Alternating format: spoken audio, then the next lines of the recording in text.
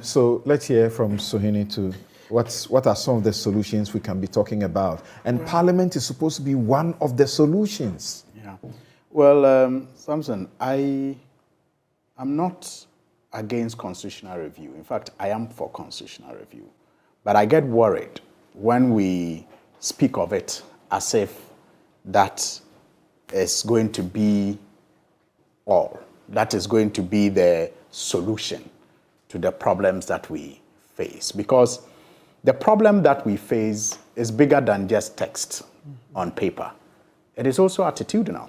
And that is reflected in what Kofi said a while ago about the procurement law. Because when you are making the law, you are deemed to be reasonable.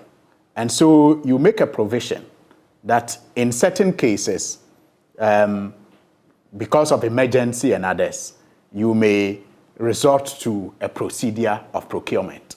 But attitude of the people in office have led to it being the main thing now. And that tells you that no matter how well you craft the law, if the people you put in place or in charge of affairs are deemed to be corrupt, they will find ways to go around the law. I mean, you lawyers say that sometimes the problem is when you break the law, but it is okay to bend it or to push it to its limit. And so when you have the mindset, and I'm sorry to say this, of a people that is in default corrupt, passing the right laws and, writing the fine texts alone is not enough. And that is why I said initially that I would have loved to have this discussion in 3 themes. Look, the general theme, the solution, in my view, to that is for us to perhaps reconstruct the understanding of our culture and our way of life. Linda a while ago used a proverb, Yedinam, Neyinam. Perhaps the understanding at the time that it was uttered is different today. Today, it means bribery. And it is used to justify bribery as our way of life. You have people say, everybody they chop for in worksite. And it is a normal cliche that people believe in. I mean, you have proverbs like... Linda used it in the right context. I know, I agree, but I'm saying... You need to resource the OSP. That is the right context. But I'm telling you, when you go to the street, this is the understanding on the street. So it is used to justify even when people bribe to get their way out. You have people, I'm going to even give you one more. They say, and we'll pay royalties to ABU Fusedi, that you cannot be selling pomade and your legs will be dry. This is... Do you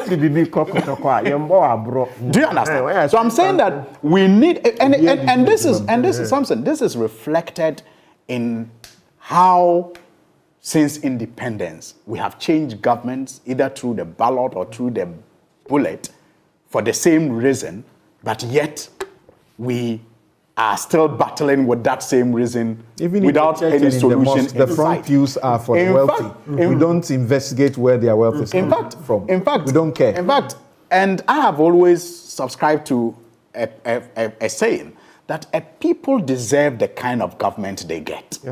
So, and we are like that. We are corrupt. The evidence again is in this, what do you call it? The fourth estate. Fourth estate, yes. Revelation, the school placement, a cleaner, a cook. These are the people involved. Fathom a situation where the cleaner is made a CEO of a company to award a contract of, say, 2 million. You think he would take 20,000? Fathom a situation where the cook is made a DCE. So it is not just the politician, it's not just the politics, it is the people. So we need that, in my view, reconstruction of our attitude. That may take a longer time. Then when you come to the politics, you need to look at political party funding or funding of politicians in general. The Commissioner of Inordinate Judgment Debt, Justice Yarapao, focused on this as well. He said funding, if it's not resolved, will continue to give us problem for our corruption. Because all the politicians want to build a war chest. And CDD told us how much it costs to run a successful presidential campaign. So Samson, and the attitude problem has to start from our homes. It has to start from our mosques and our churches. It has to start from our workplaces. That is where it has to start from. Then you come to the political party funding. Not just even the parties, but politicians. I mean, we all have people who, as a result of the faulty attitude I speak of, are burdened with a lot of demands that many sympathizers help us to deal with. And these sympathizers may also have an interest in government businesses. And so when they do, and their interest clashes with the right way of doing things, they expect the politician to pay up by showing support and by showing solidarity.